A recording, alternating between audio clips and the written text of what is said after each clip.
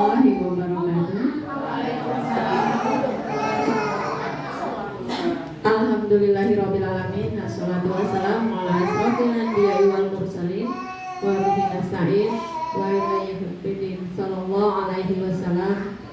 Pertama dan yang paling utama, marilah kita panjatkan puji syukur kita atas kehadiran Allah Subhanahu wa taala, yang mana pada siang hari ini kita dapat berkumpul di ruangan kita yang sederhana ini guna untuk melakukan praktik baik pada komunitas belajar komunitas Smart SD Negeri 37 Lubuk Linggau.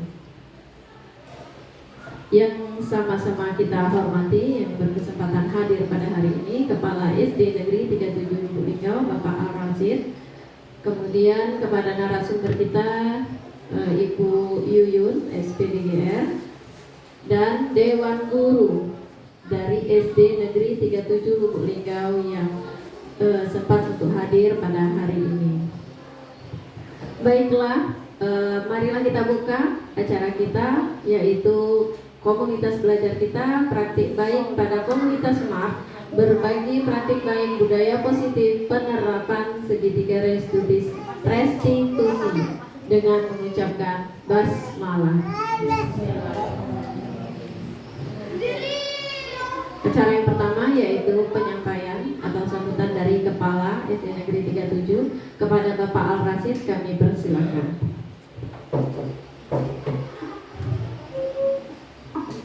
Bismillahirrahmanirrahim. Assalamualaikum warahmatullahi wabarakatuh. Bapak Ibu Dewan Guru beserta SD Negeri 37 Linggau yang saya hormati, alhamdulillah, puji syukur kepada Allah Subhanahu wa taala berlimpah rahmat serta karunia-Nya pada siang hari ini kita dapat hadir bersama-sama di ruangan SD Negeri 37 Linggau ini dalam rangka mendengarkan ataupun sajian dari beberapa kita pada hari ini.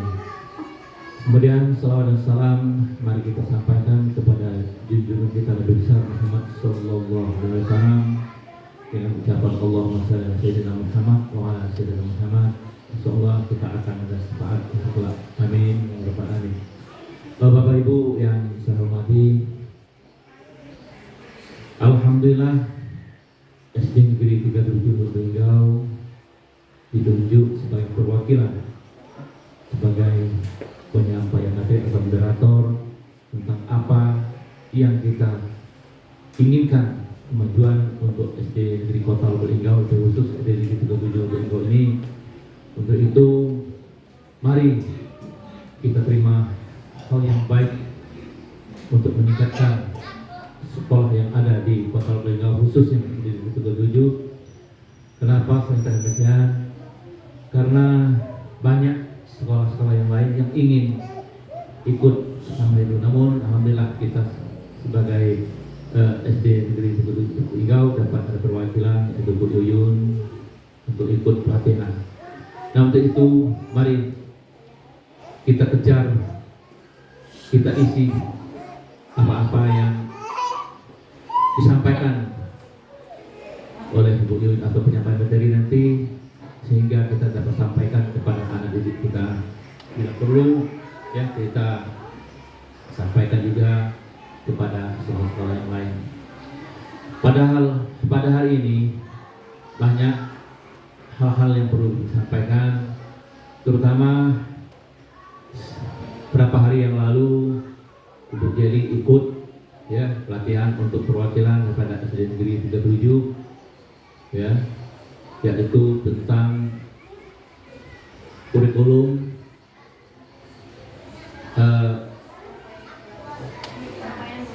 pencapaian pembelajaran masalah muatan lokal. Nah, di dalam muatan lokal ini ya, sebenarnya dikatakan gampang salah, dikatakan sulit ya juga salah.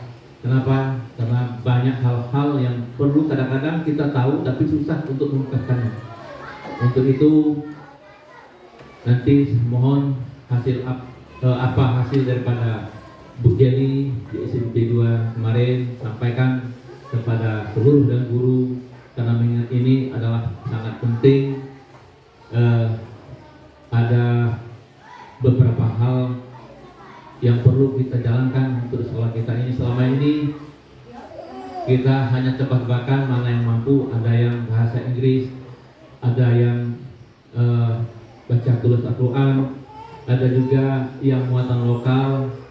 Nah, kemudian ada juga yang sistemnya pertanian.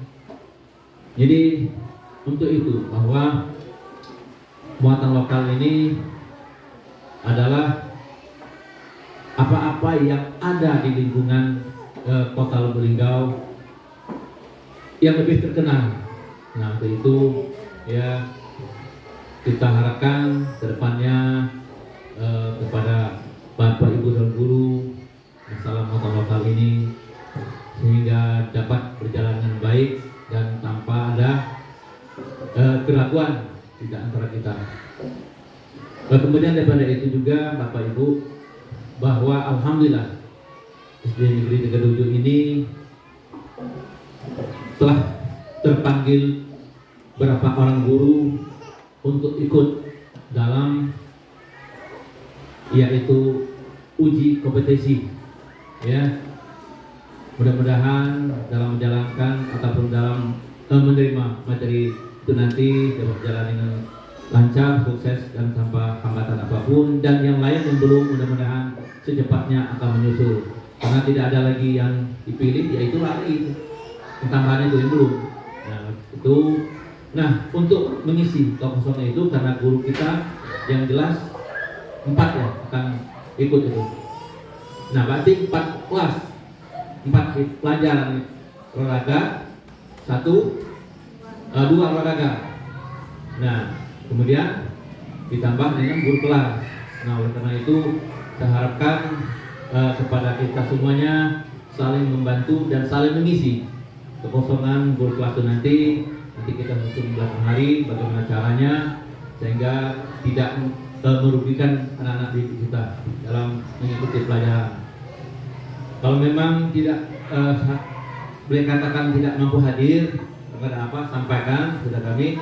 Mudah-mudahan saya juga siap ya, karena juga saya guru. Jadi untuk membantu kosongan itu jangan sampai kosong sehingga anak itu suruh balik lagi karena jam-jam pagi. Kecuali kalau sudah jam masuk jam 12 sudah tidak masalah karena kita ada kegiatan apapun. Dan kepada Bapak Ibu sekalian tentang sekolah kita ini, boleh dikatakan kalau tidak dikatakan ada temuan, salah, ada temuan. Tapi mari kita sama-sama untuk mencari solusi yang terbaik untuk kemajuan sekolah kita ini. Jangan sampai terjadi hal-hal yang tidak kita inginkan, ya. Contoh kemarin, nah, Indra selama ini dibayar melalui rekening. Ternyata setelah diselidiki dan ada temuan bahwa itu tidak ada masuk dalam dapodik, ya.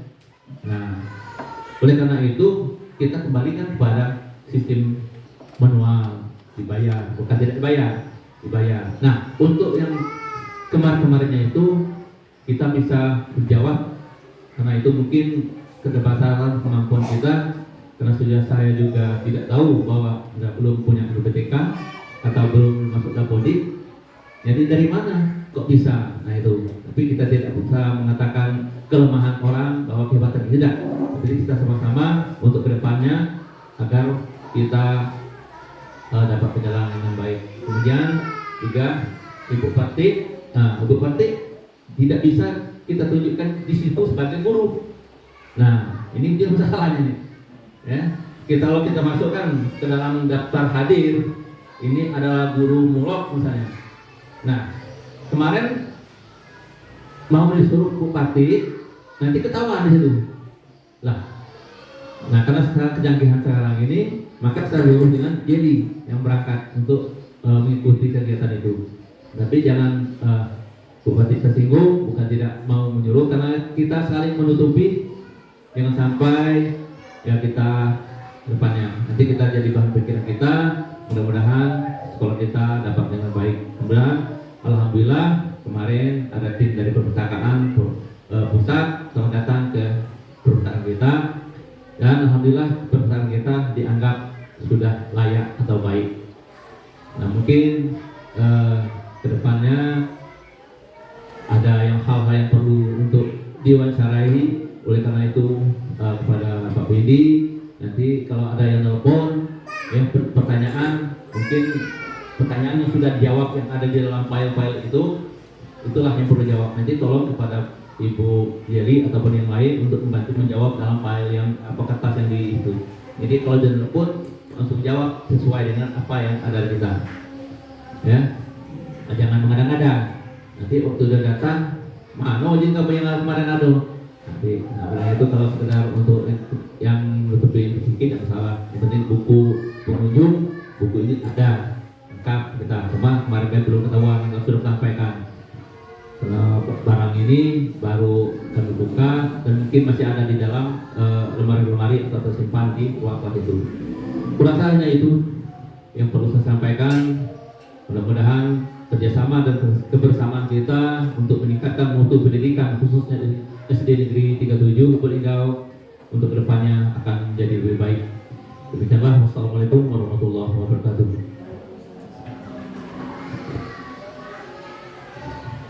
Terima kasih atas sampaian pemaparan dari Kepala Sekolah tentang SD Negeri 37 untuk ke depan dan untuk saat ini supaya menjadi lebih baik. Baik, kita langsung saja kepada pemateri kita yang pada hari ini, narasumber kita, kepada Ibu Yuyun yang akan menyampaikan budaya positif penerapan segitiga restitusi. Kepada Ibu Yuyun, waktu dan tempat kami persilahkan. Bismillahirrahmanirrahim. Assalamualaikum warahmatullahi wabarakatuh.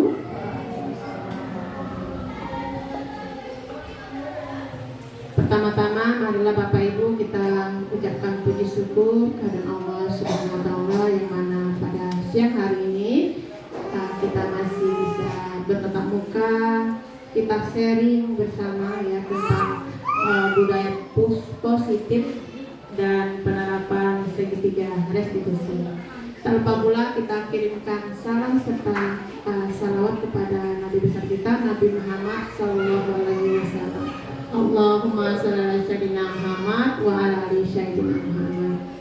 Pertama-tama yang saya hormati Kepala SD Negeri 37 Lubuk Linggau, Pak Al-Rashid, yang sudah sempat hadir pada kegiatan hari ini, Bapak Ibu guru serta staf yang meluangkan waktunya untuk mengikuti kegiatan ini. Baiklah Bapak Ibu, sebelum saya menyampaikan praktik baik ini, saya mohon izin dulu kepada baik itu guru senior, baik itu kepala sekolah, karena ini pemahaman saya yang saya ingin sharing, saya ingin berbagi kepada Bapak Ibu semua. Mari kita sama-sama saling koreksi, kita sama-sama saling berbagi tentang pengalaman kita terhadap pembelajaran yang telah kita lakukan. Baik, kita langsung saja Bapak Ibu. Nah, pada hari ini saya akan memaparkan tentang modul yang ada pada calon guru penggerak pada modul 1, modul 1.4, yaitu tentang budaya positif penerapan segitiga restitusi. Baiklah, kita langsung saja ke slide selanjutnya. Mungkin lebih enak saya di sini ya.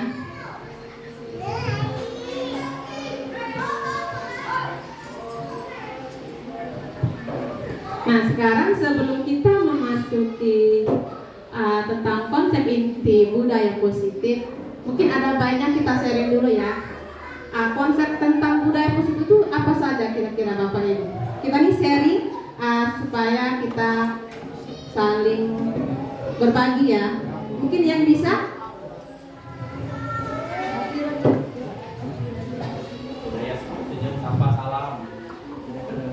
Iya, budaya senyum sapa salam. Itu termasuk budaya positif ya Bapak Ibu ya. Kemudian ada lagi mungkin yang ditambahkan sama itu dari mungkin budaya kita di sini sistemnya santai ya, tak terlalu menegangkan. Kita sharing. Kita langsung saja ya. Nah, konsep inti pada budaya positif itu banyak sekali Bapak Ibu ya. Yang pertama itu yaitu perubahan paradigma belajar, kemudian disiplin positif, nilai-nilai kebajikan, kebutuhan dasar manusia, motivasi perilaku manusia, posisi kontrol guru, keyakinan kelas, dan yang terakhir segitiga restitusi. Nah, di sini dari semua ini kita itu melakukan penyelesaian masalah terhadap peserta didik kita yang mana itu bisa memberikan dampak yang positif terhadap peserta didik. Baiklah, yang pertama tentang perubahan paradigma belajar dari guru sentris ke siswa yang sentris. Apa maksudnya Bapak Ibu? Guru bukan lagi pusat informasi tetapi fasilitator dalam pembelajaran. Ya, jadi di sini sebagai guru kita sebagai fasilitator atau sebagai pembimbing, tetapi yang berpusat itu pembelajaran itu pada peserta didik atau siswa kita. Kemudian siswa aktif dalam membangun pengetahuannya sendiri. Yang terakhir, pembelajaran berpusat pada minat dan kebutuhan siswa.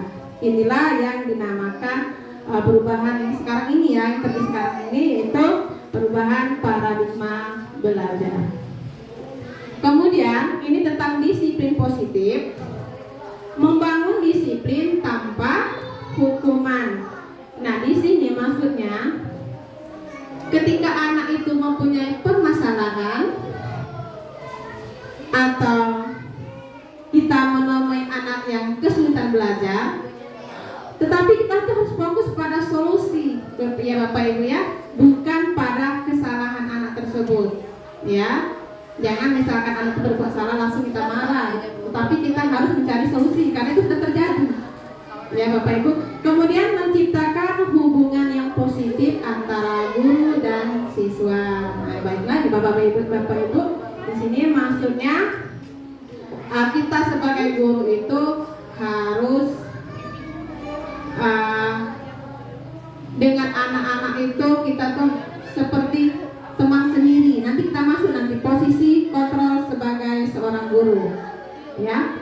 Kemudian memberikan pilihan dan tanggung jawab kepada siswa. Jadi di sini intinya Bapak Ibu membangun disiplin tanpa hubungan, yang mana dalam kegiatan pembelajaran atau menyelesaikan suatu permasalahan siswa itu harus berpusat atau berpihak pada peserta didik ataupun siswa.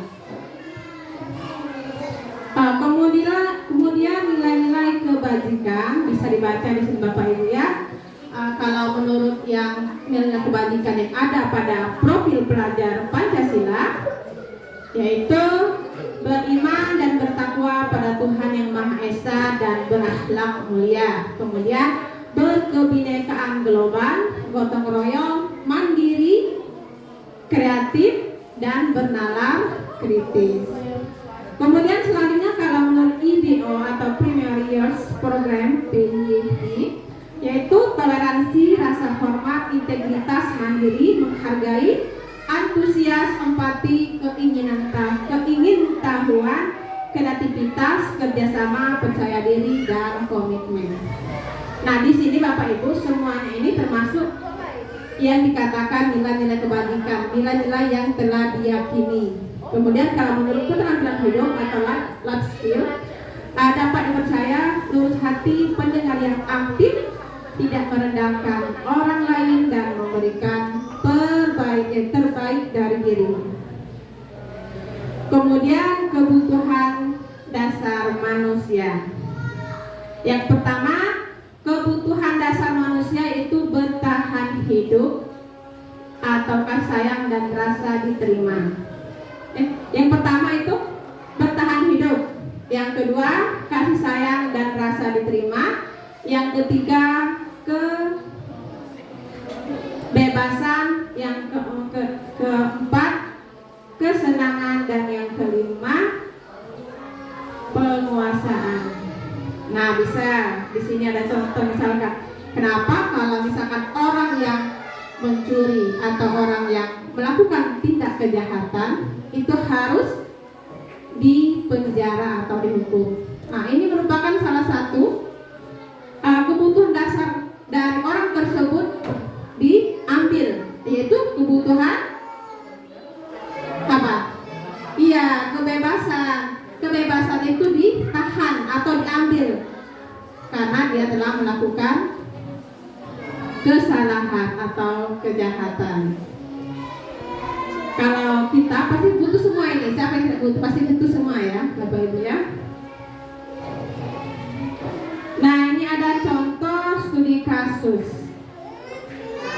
Dinda, seorang anak kelas 3 SD, begitu tiba di rumah sepulang dari sekolah, menangis dan mengadu pada ibunya bahwa dia benci pada Ibu Rani, gurunya. Menurut Anda, kebutuhan apa yang berusaha dipenuhi oleh Dinda jika jawabannya seperti ini? Ibu guru tidak menyapaku hari ini, padahal aku pakai jepit rambut yang baru. Nah, kira-kira Bapak Ibu, kebutuhan apa yang ingin dipenuhi anak tersebut? Mungkin ada yang bisa?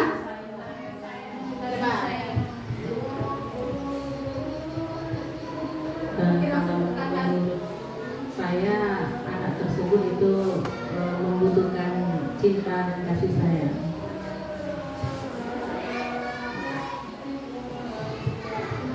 Ya, kenapa Ibu Mary mengatakan kebutuhan anak tersebut itu cinta dan kasih sayang? Karena Dinda apa kira-kira? Karena Dinda ingin diperhatikan Dan kemudian ingin diberi penghargaan lah gitu. Karena dia memakai jepit rambut baru. Iya, terima kasih Bu Mary. Ya benar Bapak Ibu ya. Di sini kebutuhan yang berusaha ingin dipenuhi oleh Dinda yaitu kebutuhan cinta dan kasih sayang. Nanti ya Bapak Ibu. Nah, di sini ada contoh studi kasus yang kedua. Bimo, seorang anak TKB, selalu berlari keluar kelas menuju jalan raya di depan sekolahnya yang ramai dengan kendaraan.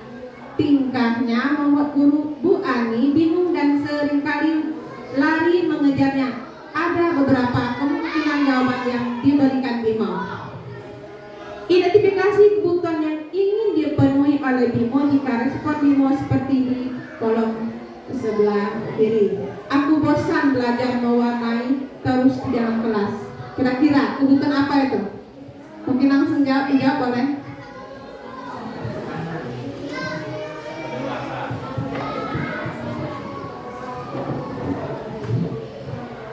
Silakan Ibu Dewi. Bimo ini merasa bosan belajar mewarnai terus di dalam kelas. Ada kebutuhan yang belum dipenuhi oleh Bimo. Kira-kira apa itu kebutuhan Ibu Dewi? Menurut saya kesenangan, karena setiap anak mempunyai kemampuan yang berbeda. Iya, kesenangan ya Bapak Ibu. Setuju ya Mas? Sepakat Bapak Ibu? Alasannya karena anak tadi bosan, jadi dia kepengen senang lain, kesenangan lain. Setiap anak kan mempunyai kemahiriran atau keahlian yang berbeda-beda. Keahlian yang berbeda-beda. Ya, baiklah, benar ya. Kesenangan. Terus apa? Pada ini anak itu bosan belajar mewarnai terus di dalam kelas. Bosan. Berarti dia merasa di luar, atau di tempat lain. Iya, berarti tidak senang. Jadi kebebasan. Iya. Berarti lebih cepat apa?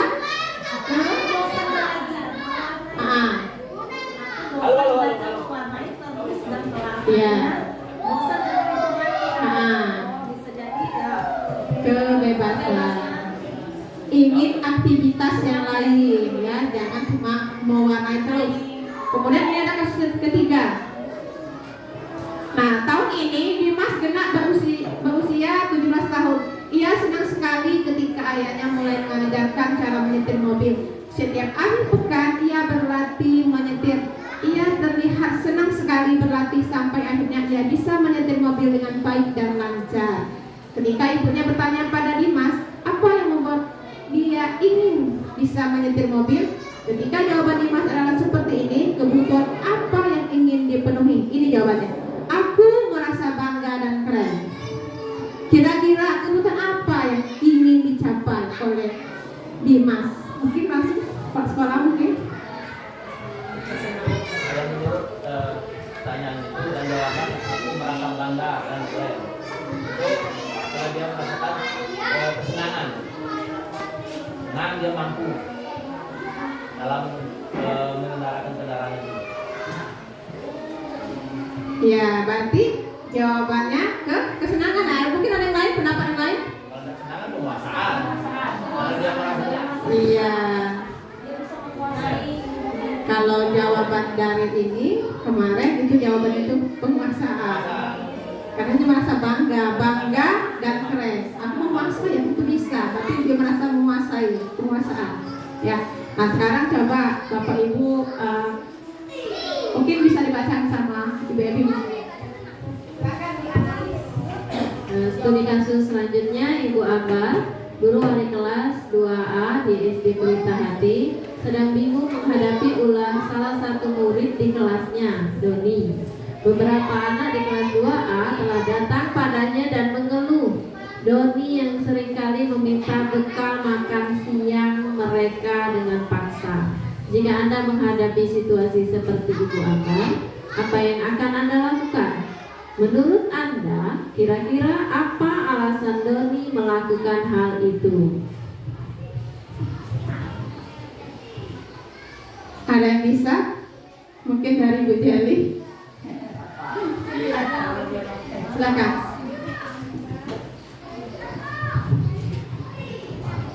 Ini ada anak yang bernama Doni yang meminta bekal temannya secara paksa. Kira-kira itu apa kebutuhan ingin ini? Jadi kalau saya menjadi Ibu Ambar, saya akan memanggil temannya memanggil Doni tadi, menanyakan alasannya kenapa Doni meminta bekal makan siang, meminta dengan paksa. Apa alasannya?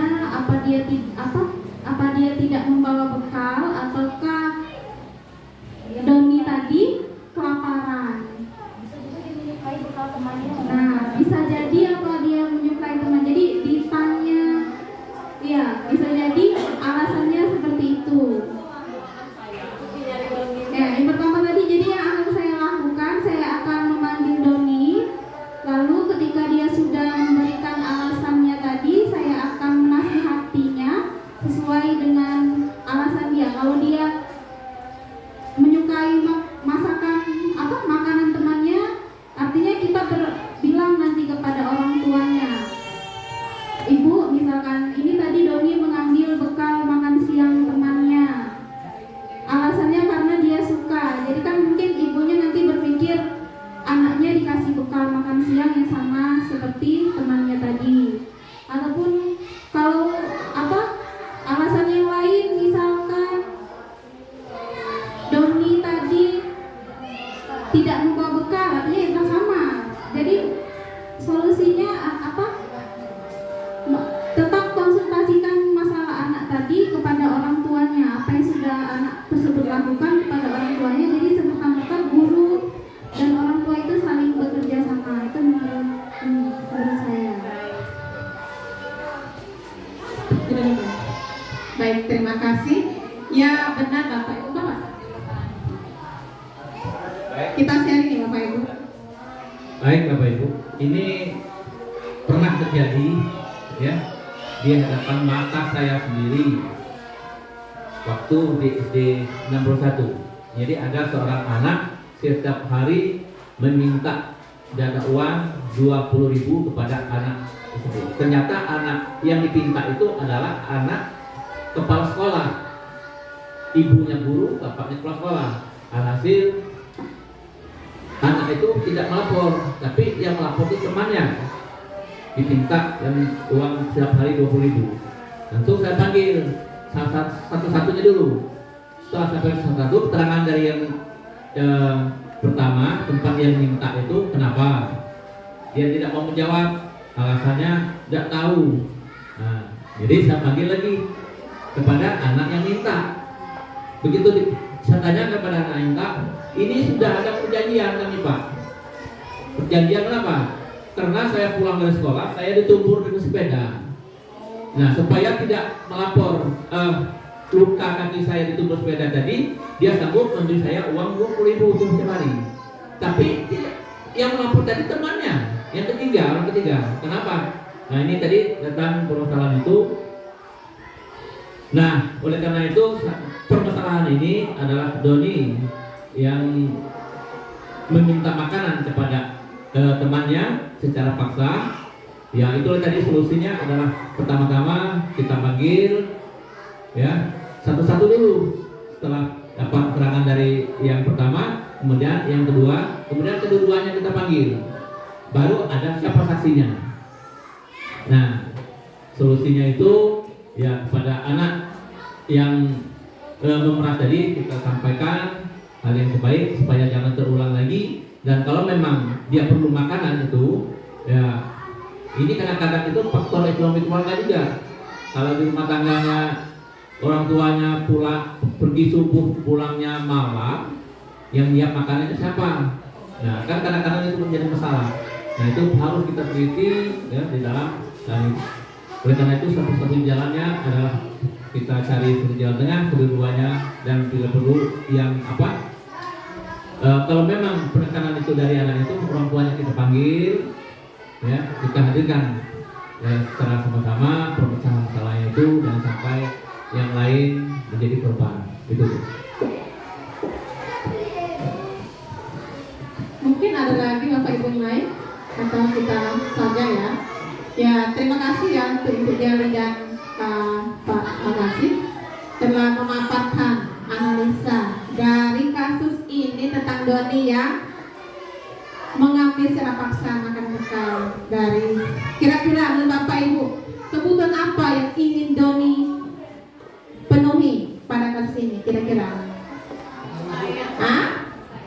Kasih sayang bisa Bapak Ibu kasih sayang atau hanya kesenangan senang-senang lah ya mengganggu dia kesenangan atau ada yang lain? Kita sharing Bapak ini ya, karena ini kan sering terjadi pada di sekolah kita. Jadi kita mencari solusi bagaimana? Apa hanya cukup sampai di sini atau ada yang lain? Silakan Pak Indra. Baiklah, kalau menurut saya itu alasan Doni melakukan hal itu karena kebutuhan hidup. Kebutuhan hidup. Ya. Dan sekian. Oh baiklah, kebutuhan hidup pasti dia mau makan ya, lapar. Pasti ada faktor alasan lain kan Pak ya? Karena Doni tadi kelaparan. Ya, sebenarnya banyak sekali yang persepsi ya dalam zaman ini ya. Karena kita kalau menghadapi kasus seperti ini seperti apa tindakannya? Ya, kita lihat Bapak Ibu ya, karena di sini nanti ada kegiatan yang lebih tepat yang kita terapkan untuk kasus-kasus seperti ini. Kita lanjut Bapak Ibu ya. Nah, sekarang motivasi perilaku manusia. Ini menurut Diana Gozen dalam bukunya Restructuring School Discipline menyatakan ada 3 motivasi perilaku manusia. Ya. Yang pertama untuk menghindari ketidaknyamanan atau hukuman.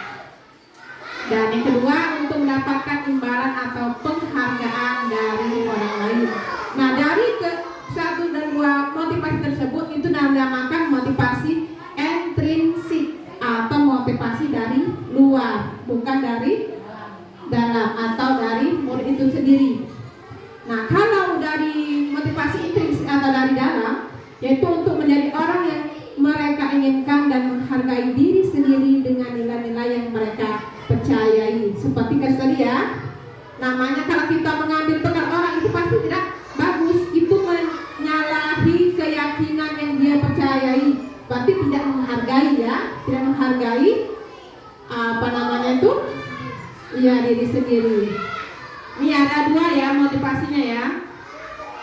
Nah, ini ada lagi studi kasus. Mungkin silakan, mungkin Ibu Dina kita inikan.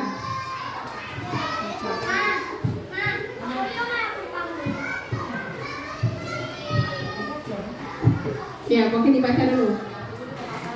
Sebagai seorang guru, saat Anda hadir mengajar di kelas tepat waktu, Nanti kita sama-sama ya, simak ya. motivasi apakah yang mendasari tindakan Anda?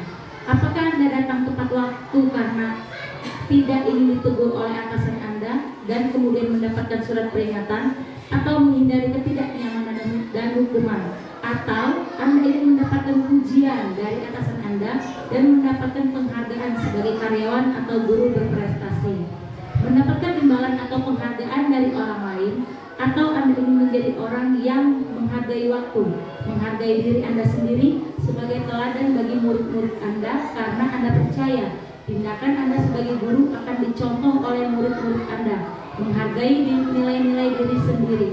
Apakah manakah motivasi yang paling kuat mendasari tindakan Anda, atau bahkan kombinasi dari 2 motivasi, atau bahkan ketiga-tiganya? Nah, Bapak Ibu, ini ada 2 motivasi di sini ya, di sini. Ada motivasi eksternal atau internal. Kira-kira kalau Ibu Dina, ini masalah tentang guru Pak ya. Guru yang datang pagi-pagi misalkan, apakah ingin dipuji sama kepala sekolah atau ingin mendapat penghargaan di akhir tahun, mungkin seperti itu. Atau memang dari diri Dina, Ibu Dina sendiri. Mungkin bisa bercerita Ibu Dina. Ibu Dewi. Kalau menurut saya, pribadi saya sendiri, bisa dikombinasi dengan ketiga-tiganya. Tidak bisa dipungkiri kan, kalau yang pertama itu yang paling mendasar ada dari unsur intrinsiknya, yaitu untuk diri saya sendiri, yaitu menghargai diri saya sendiri untuk contoh bagi anak murid agar tidak terlambat datang ke sekolah. Gurunya tidak terlambat, jadi anaknya juga tidak terlambat datang ke sekolah, menjadi contoh. Yang kedua, bisa terjadi karena unsur ekstrinsik. Yang pertama, yaitu takut akan teguran dari kepala sekolah. ya, karena ada budaya malu di sekolah ini. Budaya malu datang terlambat, malu pulang cepat.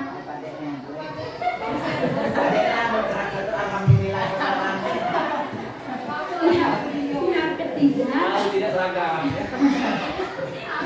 yang ketiga itu karena yang terakhir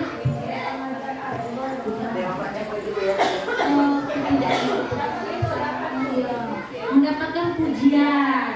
Nah, sebagai guru berprestasi, ya semua guru kan ingin mendapatkan apresiasi atas apa yang dia lakukan, terlebih dari kepala sekolah. Jadi menjadikan diri menjadi lebih motivasi untuk lebih baik. Kalau bisa dipertahankan seperti itu. Baik, terima kasih Bu Dina. Kira-kira Bapak Ibu ya, kalau misalkan ada motivasi melakukan sesuatu itu karena mendapatkan ya apresiasi dari kepala sekolah. Kira-kira itu tepat tidak kalau kita ingin seperti itu? Manusiawi. Baik Bapak Ibu, sebenarnya itu ada lagi cara yang lebih tepat ya. Kalau bisa sebenarnya itu kita itu harus punya namanya motivasi internal, tidak namanya mengharapkan apresiasi atau mengharapkan imbalan atau pujian. Itu sebenarnya lebih tepat. Terus ini tentang Bapak. Oh iya, silakan Pak. Oke, menanggapi yang tadi ya? Oh ya, baik. Terima kasih. Inilah butuh kebersamaan dan setelah itu pikiran kita masing-masing. Baik. Memang ada kalau yang minta perhatian bisa, tapi tidak semuanya. Yang penting dia jalankan sesuai dengan tugas mereka. Kalau selaku guru SD datang lebih awal dan pulangnya, itu guru SD karena dia bukan jam pelajaran seperti SMP karena kita guru SD. Jadi inilah sampai sekarang saya tidak pernah mengusul untuk mendapatkan yang namanya apa namanya itu? Henti rencana. Pernah saya dengar. Itu kan penilaian dari pengawas dan orang yang diberikan. Kalau saya layak, harusnya dia memberikan. Ya, bukan usul. Kalau usul kita minta. Nah, sampai sekarang saya tidak mau mengusulkan itu.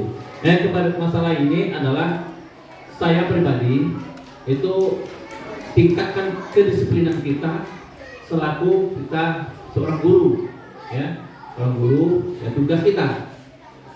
Walaupun kita jam pertamanya olahraga atau jam pertamanya agama, kita sebagai guru kelas itu udah datang lebih awal. Kenapa? Karena yang lebih baiknya itu anak itu masuk, gurunya ada di depan pintu. Nah, itulah tadi budaya yang saya katakan itu, budaya salam, sapa, ya, iya. Nah itu, kenapa? Kalau kita memberi contoh yang baik, mudah-mudahan anak didik kita akan mencontoh. Karena sifat anak-anak itu adalah mencontoh. Nah, kalau kita datang terlambat terus, apalagi jam pelajaran kita datangnya terlambat, jadi anak begitu kita tegur, jawabannya ibu terlambat. Nah, itu akibatnya. Jadi yang paling utama adalah tanggung jawab kita sebagai guru. Nah, apapun, ya, kalau kita sebagai orang kantor itu juga menjawabnya. Selesai itu, Pak. Baik, terima kasih Pak. Intinya Bapak Ibu ya, kalau menyimpulkan dari Pak Rasi tadi, kita harus punya motivasi dari dalam Pak ya, dari kita sebagai tanggung jawab kita ya sebagai seorang guru. Baik, kita lanjut Bapak Ibu ya. Ini tentang hukuman, konsekuensi, dan restitusi. Ini aspek hukuman, konsekuensi, dan restitusi. Kita ini Bapak Ibu ya, kebanyakan ya selama ini kita ini paling sampai ke konsekuensi, tidak sampai ke restitusi. Nah, yang pertama tujuan, kalau hukuman itu mencegah berlaku buruk. Kalau untuk konsekuensi tujuannya untuk membantu individu belajar dari kesalahan. Tetapi kalau tujuan dari restitusi memulihkan keadaan dan mengajarkan tanggung jawab. Ini restitusi. Kemudian kalau aspeknya sifat, kalau untuk hukuman diberikan oleh pihak berwenang, guru, orang tua. Tetapi kalau konsekuensi, sifatnya itu akibat alami dari tindakan. Dan kalau untuk restitusi, tindakan perbaikan yang dilakukan oleh pelaku, itu sifatnya. Tapi kalau fokus dari hukuman yaitu pada pelanggaran yang dilakukan, itu fokusnya karena melanggar hukuman. Tetapi kalau konsekuensi berarti itu pada hubungan antara tindakan dan akibatnya, itu konsekuensinya ya. Misalkan kita datang terlambat, berarti kita punya konsekuensi. Seperti kita kan ada absen presensi online tadi ya. Terus kalau untuk restitusi, kalau fokusnya itu adalah untuk perbaikan kerusakan yang ditimbulkan, diperbaiki, fokusnya memperbaiki, ya, bukan harus melakukan konsekuensi ataupun hukuman. Kemudian kalau untuk efek atau dampak hukuman itu, kalau kita sering hukum ya, dapat menimbulkan rasa takut dan kebencian, tidak selalu efektif jangka panjang. Jadi hukuman itu kurang efektif karena itu biasanya ada unsur benci ya dari peserta didik atau dari siswa tersebut. Kemudian kalau konsekuensi membantu individu belajar dari kesalahan dan mengambil tanggung jawab. Kalau untuk restitusi, nah ini dampaknya bagus, memulihkan hubungan dan mengajarkan tanggung jawab. Kita lanjut ya.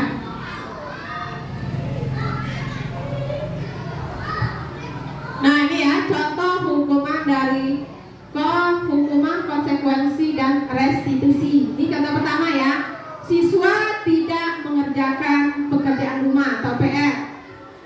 Jadi kalau hukuman bisa saja contoh seperti ini ya. Kalau di sini ditahan setelah sekolah karena tidak mengerjakan PR. Kalau konsekuensinya, kalau tidak mengerjakan PR jelas nilainya rendah pada mata pelajaran yang tidak dikerjakan kayak tadi. Nah, tetapi kalau untuk kegiatan restitusi itu mengulang kembali pekerjaan atau PR yang terlewatkan. Itu kalau restitusi.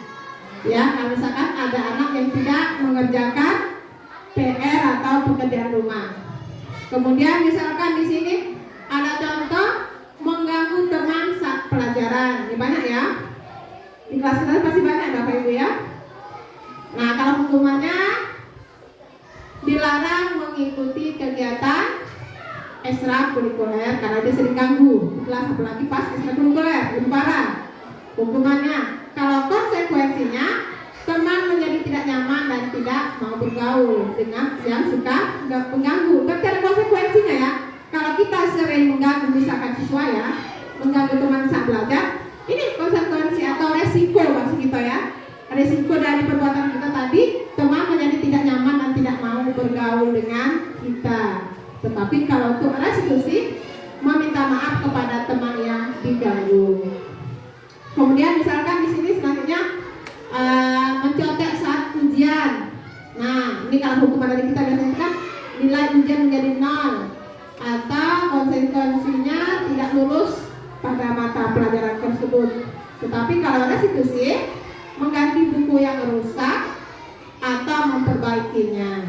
Ini kalau mencontek ujian ya, mengganti buku yang rusak atau memperbaikinya. Apa?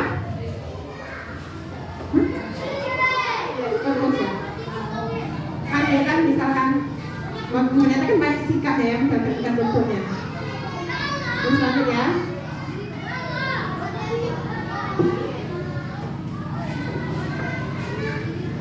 Nah, ini Bapak Ibu ya, kita ini sebagai guru itu kira-kira posisi kita seperti apa? Apakah sebagai penghukum atau pembuat merasa bersalah atau sebagai pemantau, manajer?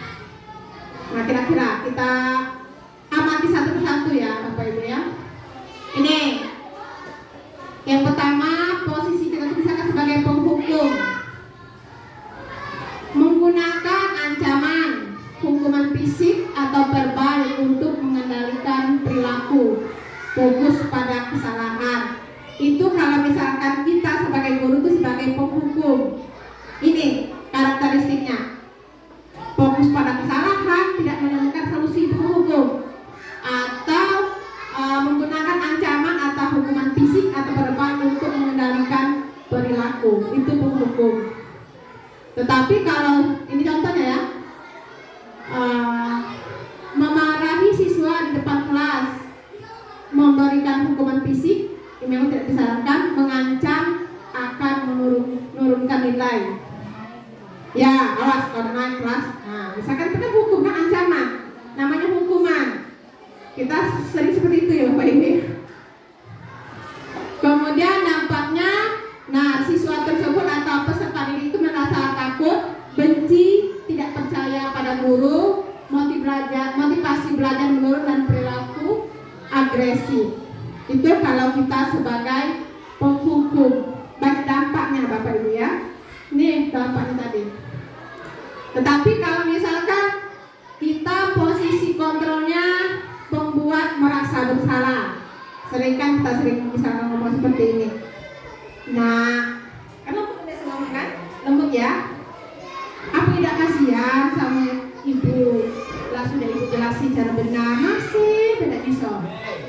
Jadi kan anak tersebut merasa bersalah, ya Allah. Ternyata ibu aku nih, ibu guru aku ini sudah capek-capek, masih baik. Gak ngerti.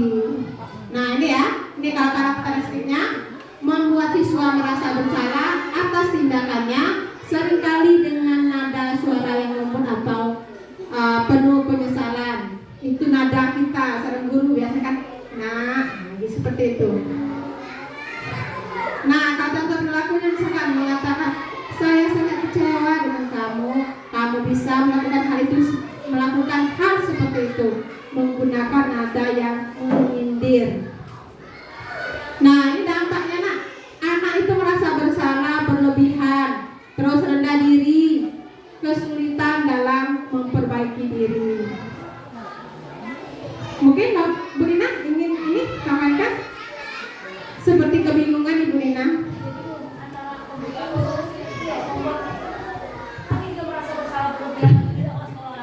Baik, Bapak Ibu, kita bertegaskan ini kita sebagai guru adalah pendidik. Nah, kalau pendidik kita ambil ke jalan-jalan yang kedua, kita membuat merasa bersalah. Ya, karena kalau di hukuman di situ, ya takutnya ini anak merasa takut dan ada unsur dendam di situ. Ya, ini contoh, anak itu ya di luar sudah lihat, di sekolah sering kelihatan duit kawannya hilang. Jadi satu jalannya panggil anak itu bujuk, kawannya bagus nih ya, badan besar, ya bawa ganteng. Nah, jadi kusuruh tugas, dikasih tugas. Nah, jangan lagi kau baru ucap awokan kawannya. Ya, kalau kawan turun ke bapaknya, ngadu ke bapaknya ngamuk, kau itu dong. Sekolah juga nanti kau juga mengeluarkan pulau. Nah, alhasil saya juga tugas contoh, uang kantin itu butuh air seember 7 tempat. Jadi kalau dia butuh 7 ember, berarti 7 tempat itu suruh dia ngasih pagi-pagi antar baju itu, suruh dia ngasih jajan. Jadi tidak hujan lagi dia. Nah, dia itu kau ya petunjuk sesuai kelas. Nah, setiap kali upacara kau jadi pembina, jadi apa? Jadi pemimpin. Jadi dengan adanya demikian, mudah-mudahan anak. Tapi kalau yang pertama itu menggunakan ancaman, dia jadi beban pikiran. Ya, hukuman fisik, apalagi hukuman fisik ada lagi. Aku pernah dulu, anak itu nakal, saya suruh bersih-bersih. Ya, balik ke rumah, apa lambat? Aku disuruh guru dia bersih-bersih. Apa? Memang dia termarah oleh orang tuanya. Ya cuma itu mati pikiran juga kalau seandainya seperti itu terus dia tidak merasa takut lagi. Senang dia di WC itu lagi. Itu lain-lainnya. Itu lebih paham kita sebagai guru, ya, mohon boleh. Tapi kalau kita namanya manusia itu kadang timbul juga kesal, ya. Ya. Tapi kalau dipegang yang pertama terus enggak jadi masalah. Iya. Apa solusi lainnya, Pak? Hah? Membuat rasa bersalah. Itu tadi, ya, yang jalur kedua itu kita tekan ke jalur kedua dan tidak ada menutup kemungkinan gap masih juga ada yang pertama itu. Tapi jangan terus itu proses itu. Ya, terima kasih. Jadi Bapak Ibu intinya kalau bisa hindari namanya posisi kita tuh sebagai penghukum ya Pak ya. Nah kita lanjut ya. Ini ada yang ketiga dan keempat dan kelima, posisi kontrol seorang guru. Nah ini yang ketiga yaitu sebagai teman. Nah kalau teman ini biasanya karakteristik itu berusaha menjadi terlalu dekat dengan sebanyak kan di sini yang terutama Ibu Dewi di sini. Anak murid atau peserta itu sebagai teman Ibu Dewi ya supaya anak merasa nyaman. Ya Bu Dewi. Dan cenderung membenarkan segala tindakan siswa. Nah di sini ini contoh perilakunya, berteman akrab dengan siswa di media sosial, seringkali membiarkan siswa melanggar aturan. Kira-kira tepat tak kira-kira Bapak Ibu? Kalau sebagai teman, sebagai guru. Ya ada batasan Bapak Ibu ya. Nah, ini ada konsekuensi atau dampaknya ya. Kurangnya rasa hormat terhadap guru. Dan dihormati lagi kita, nah, kalau kita sedangkan tidak ada lagi batasan, ya. Kemudian kesulitan dalam menjaga disiplin kelas, prestasi belajar menurun. Nah, kalau di sini kesulitan disiplin kelas, berarti kan kita sudah tahu dengan kita kan, dengan kita sebagai guru, tidak kenal itu kan kawan aku, ya kan? Jadi kalau posisi kita sebagai teman untuk anak-anak kira-kira tepat tidak Bapak Ibu? Tepat tidak? Kurang ya, karena kalau bisa ada batasan. Boleh mungkin seperti ini posisinya. Terus yang keempat, pemantau. Nih, guru ini posisinya sebagai pemantau. Ini fokusnya itu pengawasan dan pencatatan. Ya, pelanggaran, kurang memberikan perhatian pada kebutuhan emosional guru siswa. Hanya memantau. Ya, contoh seperti itu ya. Selalu membuat daftar pelanggaran siswa, memberikan peringatan terus-menerus. Itu dipantau, tidak ada tindakan. Misalkan si A yang terlambat datangnya, kamu lagi ya, itu sudah dipantau baik, tanpa ada namanya tindakan atau solusi. Iya, dipantau baik. Nah, ini dampaknya nah, rasa tertekan. Kan sering domain terus kan kamu terlambat terus nak ya, datang terus. Terus tidak nyaman, kurang percaya diri, merasa tidak dipercaya. Ya, jadi Bapak Ibu, ini sudah dampak ya. Yang pertama tadi posisi kita sebagai penghukum, pembuat merasa bersalah, teman dan pemantau. Kira-kira sampai di sini posisi kita sebagai apa Bapak Ibu di sini? Dewi.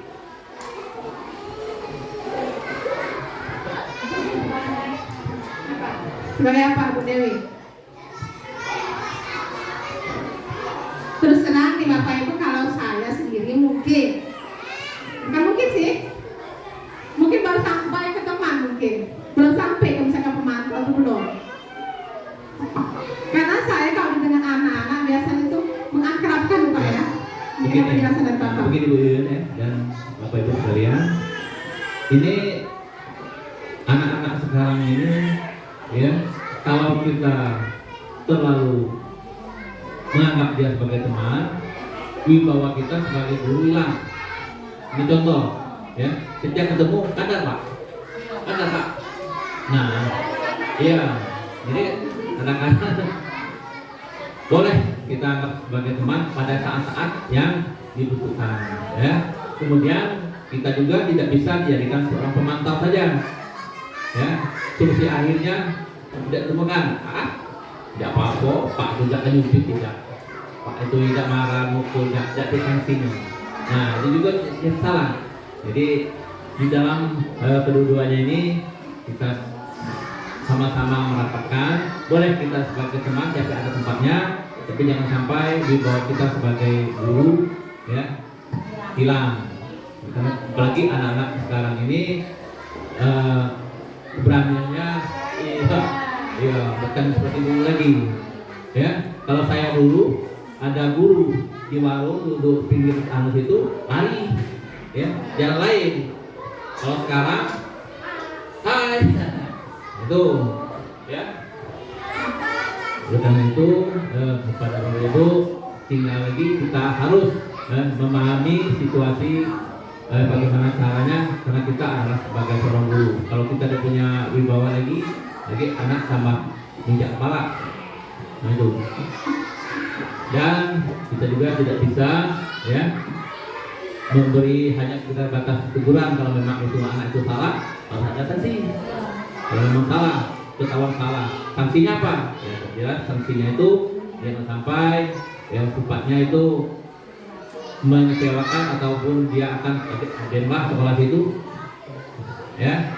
Kapan kita antar dikit belago dijemur di depan jendela, nah lagi urungnya sekolah. Karena itu ya barakalkan kepada kita semuanya, mari bersama-sama jaga, dan kita adalah sebagai guru pendidik. Kita dulu. Baik, terima kasih Pak atas arahan atau sharingnya. Memang berbeda Bapak Ibu ya. Kondisi sekarang sama dulu. Itu namanya kodrat zaman ya. Zaman sekarang dan zaman dulu. Kalau dulu memang benar kata Bapak, kalau dengan guru ketemu langsung. Kalau bisa itu sembunyi dulu dengan gurunya, sembunyi. Kalau jangan menampakkan wajah kita. Dengan sekarang. Ya, kita lanjut Bapak Ibu ya. Sama itu pengalaman Pak. Nah ini yang terakhir, posisi sebagai manajer. Ini posisi guru yang terakhir ya. Ini membangun hubungan yang positif dengan siswa, memberikan arahan yang jelas, dan membantu siswa bertanggung jawab atas tindakannya. Ini yang terakhir ya. Yang pertama tadi penghukum, yang kedua pembuat merasa bersalah, yang ketiga teman, yang keempat pemantau, dan yang kelima atau terakhir manajer. Nah, contoh perilakunya memberikan umpan balik yang konstruktif, melibatkan siswa dalam pembuatan aturan kelas, membantu siswa menemukan solusi atas masalah, dan dampaknya rasa percaya diri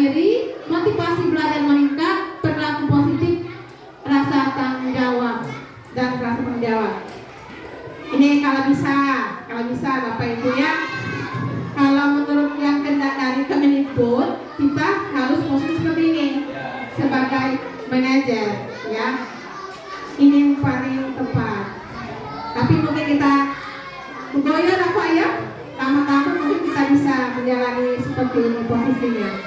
Ya, kita lanjut Bapak Ibu ya. Itulah tadi itu 5 posisi kontrol kita sebagai seorang guru. Nah, sekarang peraturan, kesepakatan, dan keyakinan kelas. Kita sering mendengar namanya peraturan apa tuh? Keyakinan kelas atau apa itu sama, kesepakatan kelas itu sama. Sebenarnya itu berbeda, Bapak Ibu ya. Nah, kita bahas yang pertama itu tentang peraturan kelas. Kalau mendefinisinya, aturan yang dibuat oleh guru atau pihak sekolah untuk menjaga ketertiban, keamanan di kelas. Ini yang membuatnya siapa, Bapak Ibu? Peraturan kelas? Iya, guru kelas. Guru, tetapi di sini kesalahannya yang membuat aturan peraturan kelas ini kita sendiri tanpa melibatkan siswa atau peserta didik. Nah, terus proses pembentukan umumnya dibuat secara sepihak oleh guru atau pihak sekolah tanpa melibatkan peserta didik.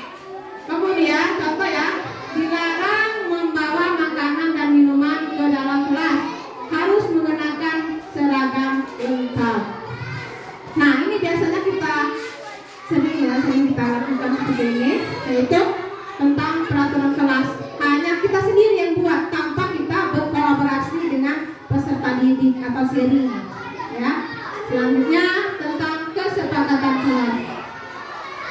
Nah, ini kalau kesepakatan kelas, aturan yang dibuat bersama-sama antara guru dan siswa untuk menciptakan lingkungan belajar yang kondusif. Ini sering ya, mungkin sudah Bapak Ibu ya melakukan ini, yang namanya kesepakatan kelas.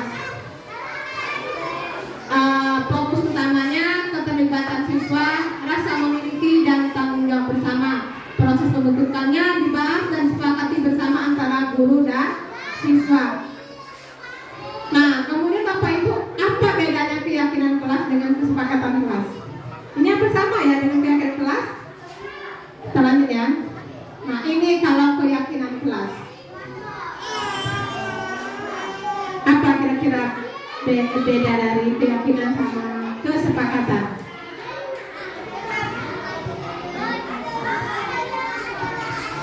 Kalau ada kesepakatan itu ada perundingan dulu. Ya. Iya. Nah, ini yang saya bacakan ya. Kalau keyakinan kelas itu ada prinsipnya ya, ada fokusnya itu tentang nilai-nilai kebajikan yang tadi ya. Misalkan ada tanggung jawabnya, nilai-nilai tadi, terus kemudian apa lagi tadi? Tentang misalkan toleransi, empati, itu termasuk nilai-nilai kebajikan ya. Jadi kalau bisa kita ini harus, tetapi kalau keyakinan kelas ini telah dilanggar, kira-kira kemana kita kemana kira-kira Bapak Ibu? Misalkan ya keyakinan kelasnya tidak terlaksana, bukan tidak terlaksana ya, tidak banyak melanggar. Kira-kira kita kembali kemana? Berarti kita kembali ke peraturan sekolah, ada apa ya? Bukan ke kelas. Kita langsung ke pihak sekolah, bukan lagi ke dalam kelas lingkungannya, langsung ke sekolah. Kalau misalkan anak itu memang tidak bisa lagi diatur, ya. Lanjut ya Bapak Ibu. Nah, ini sebenarnya yang kalau bisa kita sebagai guru itu ada namanya segitiga restitusi. Misalkan kalau kita menghadapi anak yang memiliki permasalahan atau membuat suatu kesalahan, nah seperti ini caranya Bapak Ibu. Yang pertama yaitu menstabilkan identitas, ya. Nah, penjelasannya mengingatkan siswa bahwa kesalahan yang dilakukan tidak mendefinisikan siapa mereka sebagai individu, membantu siswa merasa aman dan didukung.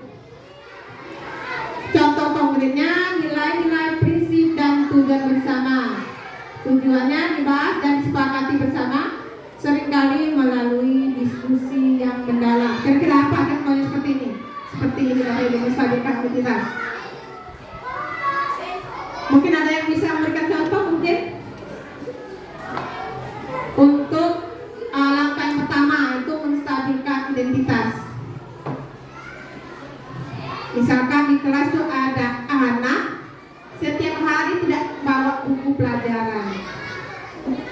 ada yang ingin kita katakan atau ingin kita bicarakan dengan sesuatu apa? Kira-kira Bapak Ibu?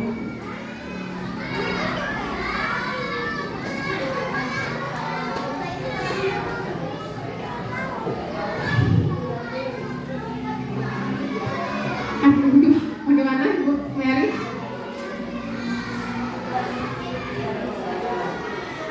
Kalau yang ini sudah kebiasaan, anak-anak itu sering lupa untuk membawa buku pelajaran, buku paket ya. Biasanya itu kalau kita ngomong secara ibarat itu secara baik-baik, besok diulang lagi oleh anak tersebut, diulang lagi oleh anak tersebut. Satu-satunya itu gimana ya, kita berikan kata-kata yang gimana gitu ya, supaya anak tersebut merasa takut atau gimana. Seperti contoh kata-katanya, kalau besok tidak dibawa bukunya, nanti kembalikan lagi kepada gurunya, atau besok saya ambil bukunya, seperti itu. Baik, berarti posisi Bu Mary sebagai apa Bu Mary kira-kira? Besok kalau misalkan enggak bawa bukunya, besoknya seperti itu ambil bukunya. Nah, kira-kira apa itu? Kita kan sudah bahas tadi kan 5 posisi kontrol guru. Ada pemukul, teman, salah. Ini apa-apa sudah ancam. Yang tadi itu sesuai dengan situasi dan kondisinya, Bu. Ya. Sesuai dengan situasi dan kondisi. Kalau misalkan tadi pertama anak itu sudah dikasihkan omongan baik-baik kan, besok bawa enak bukunya, ini enak, sudah. Tapi besok-besok itu tidak dibawa lagi. Kemudian ternyata yang tidak bawa itu anak yang sama, seperti itu. Nah, solusi terakhir ya tidak bisa kita memberikan, tidak harus ada konsekuensinya. Baik, mungkin ada yang lain ingin menyampaikan pendapatnya? Ini tentang anak yang tiap hari jarang bawa buku tulis atau buku ini.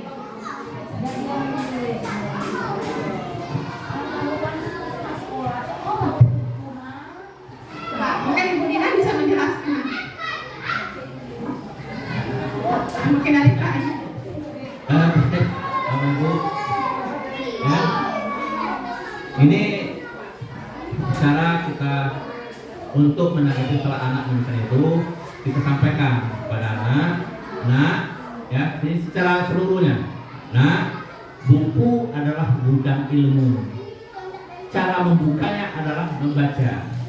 Nah, kalau buku tidak pernah dipegang, tidak pernah dibaca, dari mana kita dapat ilmu di dalamnya itu? Oleh karena itu, ya, kita harus bawa bukunya. Kalau kita belajar bawa, seperti contoh yang bawa buku. Nah, ini kita tanyakan. Nah, yang tidak bawa buku, nah ini kita katakan ini kurang bagus ini. Kenapa? Karena mereka ini tidak mau belajar dan tidak mau membuka kunci gudang ilmu itu. Untuk kedepannya, besok tolong bawa bukunya untuk belajar. Tuh, ya. Kadang-kadang kan anak itu nak dibujuk, dirayu, dirapa dulu.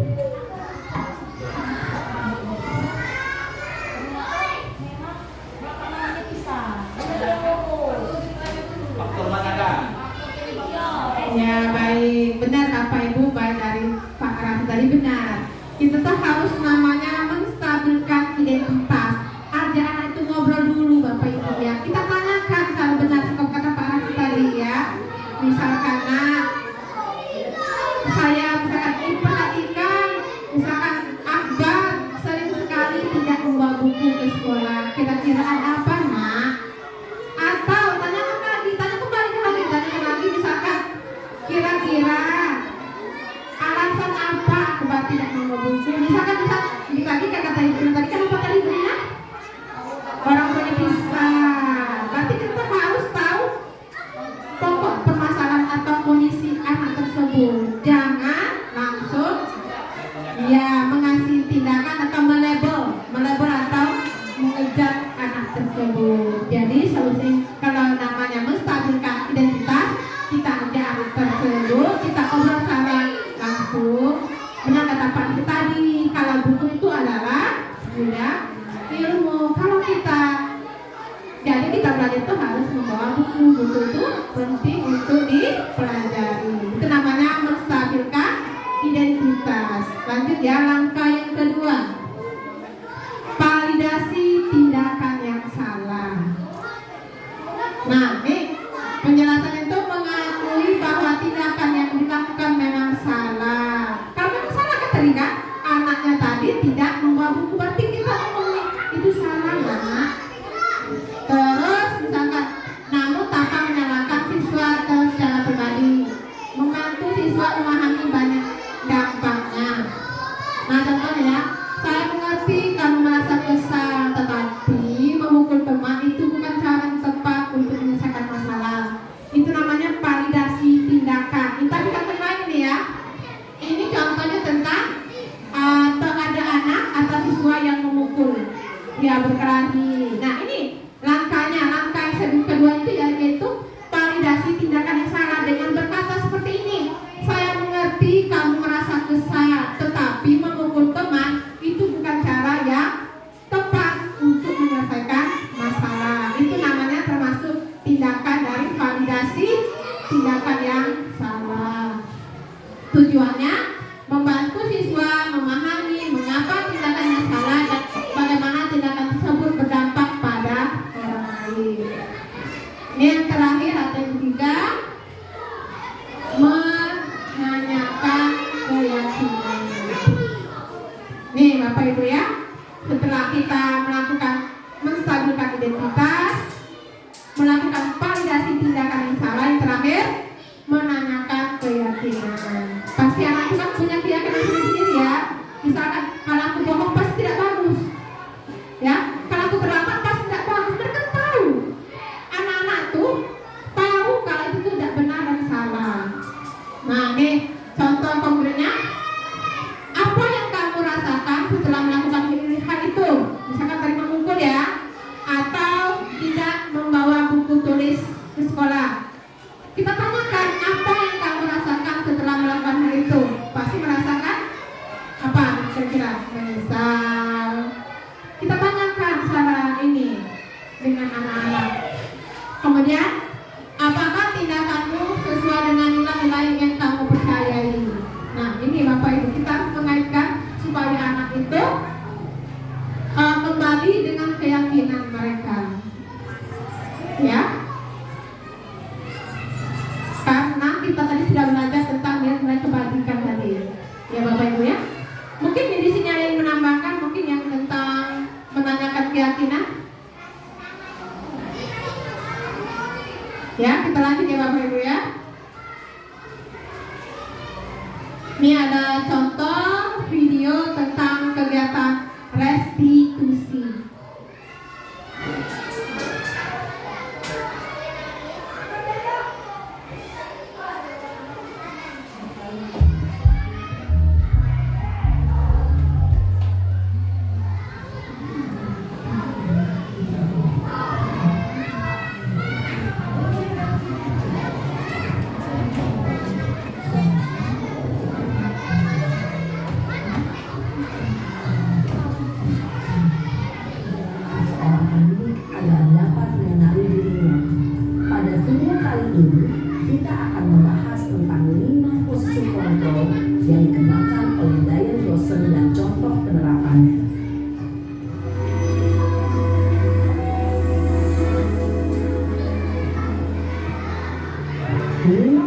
kontrol itu adalah 1. Posisi penghukum, 2. Posisi pembuat merasa bersalah, 3.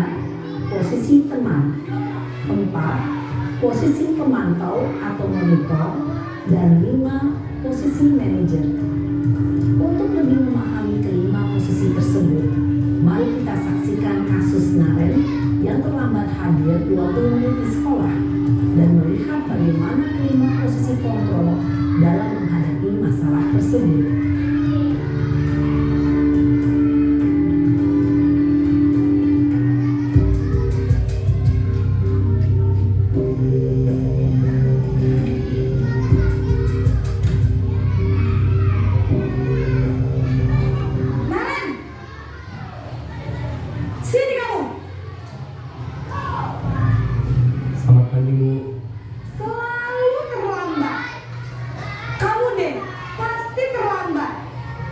Bu, saya Apa coba?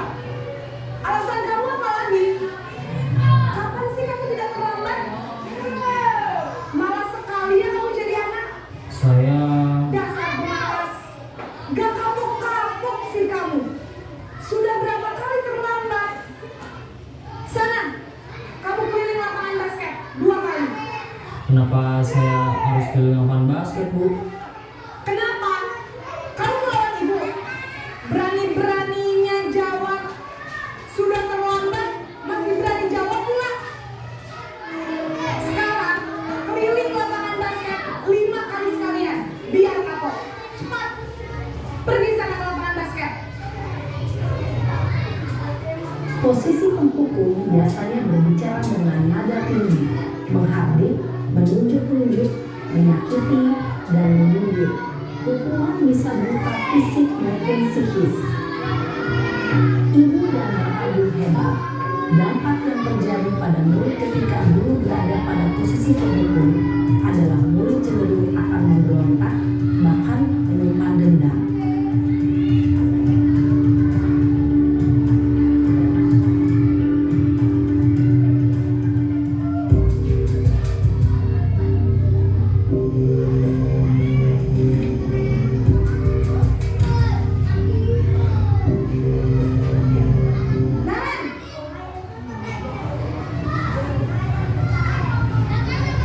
Selamat pagi, Bu. Naren, kamu kenapa terlambat lagi, nak? Ya Tuhan, Naren. Kamu senang ya bikin ibu susah ya? Kalau kamu terlambat lagi, nanti ibu yang ditegur bapak kepala sekolah, nak. Disangka ibu tidak bisa membina kamu. Duh, gimana ini? Maaf, Bu. Ini karena ada sandunya lebih lembut ya. Dia membuat merasa bersalah. Terus, sekarang ibu harus nulis apa yang ibu absen? Ini kan ibu sering terlambat loh. Ibu harus apa coba? Maaf, Bu. Maaf sekali. Ya sudah, lain kali jangan bikin ibu susah lagi ya, nak ya. Ibu tidak akan kuat lagi kalau kamu begini terus. Bisa jantungan kalau ibu tegur bapak kepala sekolah. Sana cepat kelas. Maaf ya, Bu. Maaf sekali. Posisi pembuat rasa bersalah berbicara dengan nada tenang, cenderung lembut. Namun kata-kata yang diutarakan membuat murid merasa menjadi orang yang gagal, memandang buruk dirinya sendiri, merasa tidak berharga, dan tidak sanggup membahagiakan orang lain. Ketika guru mengambil posisi pembuat rasa bersalah, murid akan menganggap dirinya yang bersalah dan ia akan menyimpan emosi negatif tersebut di dalam dirinya.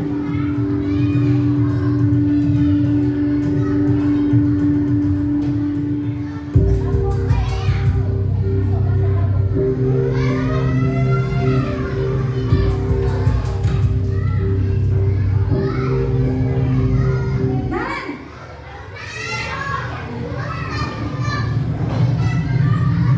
Selamat pagi, Bu. wah, sudah jam berapa ini, nak? Terlambat lagi ya saya. Beda ya, Iya, beda. Bu. Habis ibu saya lupa makan saya, Bu. Kamu malah menyalahkan ibu kamu. Kamu bukan anak yang larinya paling kencang. Kok terlambat sih? Iya, Bu. Saya memang terlambat bangun tadi. Jadi biarpun saya lari kencang, tetap gak kekejar, Bu.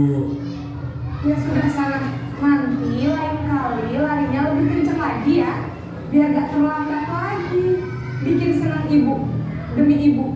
Bisa kan? Bisa lah, Bu. Ya sudah sana masuk kelas. Ibu beresin urusan absen kamu. Kamu ini ada-ada saja.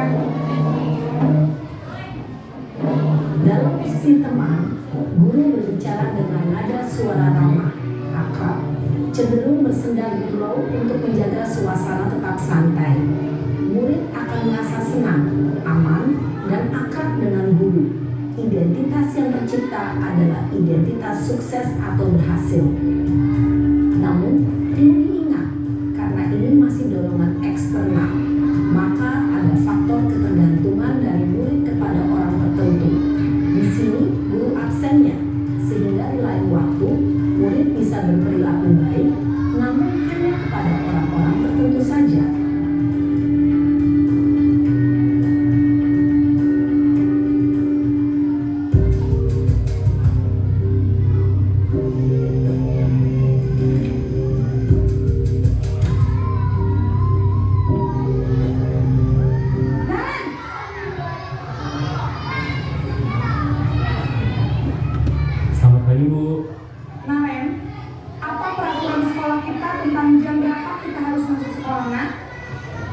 kita harus di sekolah jam 7, Bu.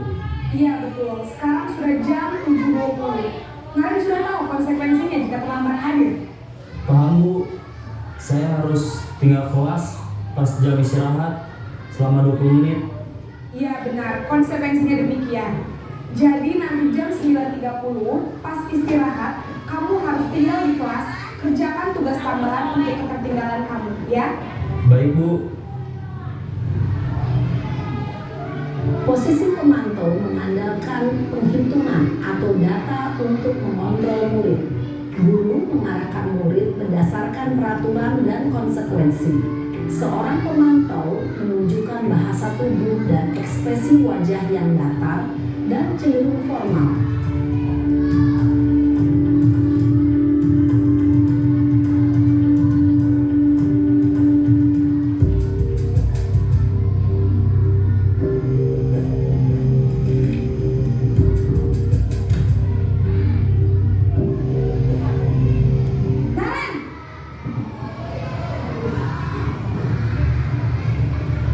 Selamat pagi, Bu.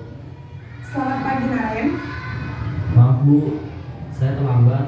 Iya, sekolah masuknya jam 7, sekarang sudah jam 7.20. Jadi sekarang bagaimana ini Naren? Maaf, Bu. Saya lupa setel alarm saya semalam. Baiklah, menurut kamu, keyakinan sekolah yang mana yang perlu kamu tingkatkan? Menghargai diri sendiri dan orang lain mungkin ya, Bu. Setuju. Jadi, apakah Naren meyakini prinsip saling menghormati tersebut? Iya, Bu. Saya meyakininya.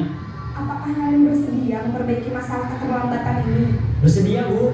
Bagaimana kamu akan perbaiki masalah keterlambatan ini?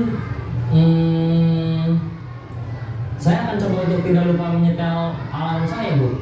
Baik, kalau Naren lupa menyetel alarm di rumah, ada orang yang kira-kira bisa bantu mengingatkan tidak? Ada, Bu. Kakak saya, Kak Emma. Ada lagi selain Kak Emma? Selain Kak Emma, ada ibu saya. Baik, jadi yang mengingatkan Naren adalah Kak Emma dan ibu kamu ya? Kira-kira akan mulai setel alarm kapan nih Naren? Setelah pulang sekolah, akan segera saya lakukan. Baik, jadi Naren akan setel alarm untuk bangun besok pagi dan akan diingatkan oleh kakak dan ibu dan Naren ya. Ada lagi yang mungkin perlu dilakukan Naren agar tidak terlambat bangun lagi? Tidak ada, Bu. Baik Naren, terima kasih untuk kerjasama kamu. Sekarang kamu perlu kembali ke kelas untuk belajar. Baik, Bu. Terima kasih. Posisi manajer adalah posisi kontrol yang disarankan untuk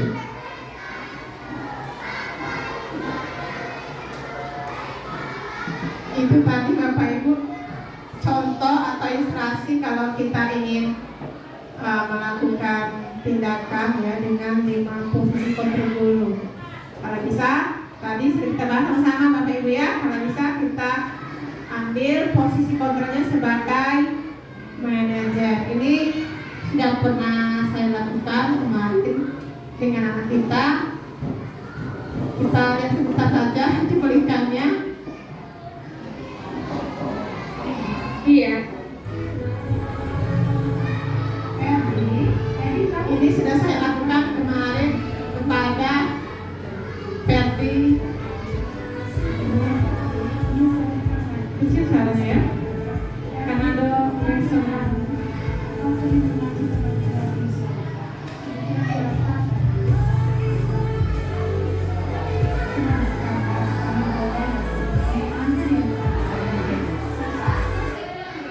Iya, masih besar.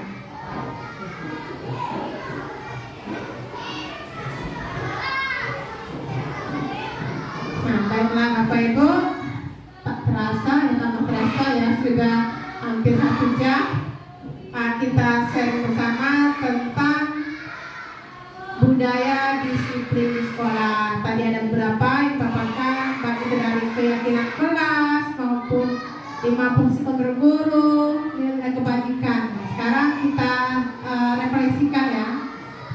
Ini pengalaman Bapak Ibu ya. Dalam menerapkan segitiga restitusi pada kasus siswa yang melompat, ini kasus yang lain ya,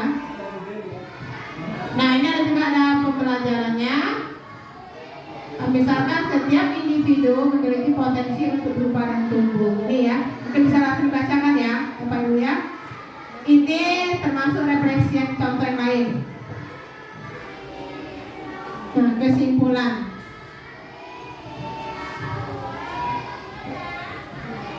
Siapa yang mau membacakan kesimpulan boleh? Kalau ini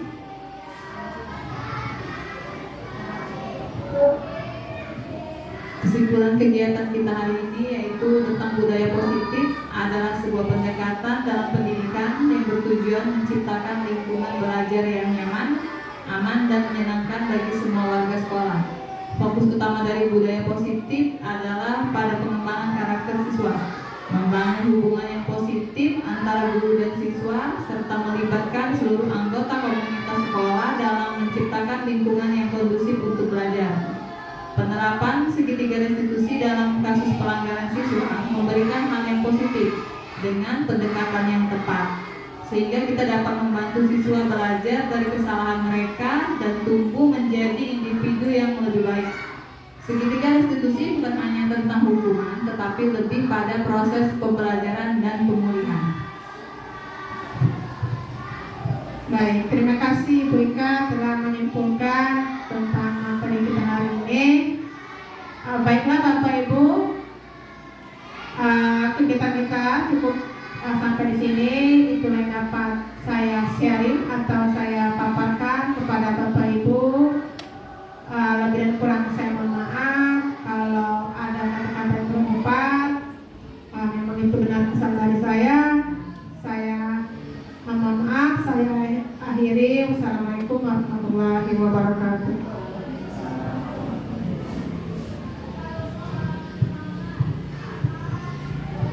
Baik, terima kasih atas materinya dari Ibu Yuyun dan Kepala Sekolah kita. Dengan materi tadi sudah berakhir, maka pertemuan kita pada komunitas Smart Praktik Baik itu di SD Negeri 37 Luhulinggau kita tutup ya. Sampai sini kita tutup sama-sama dengan mengucapkan lafal hamdalah. Baiklah, saya sebagai moderator lebih dan kurang saya mohon maaf kepada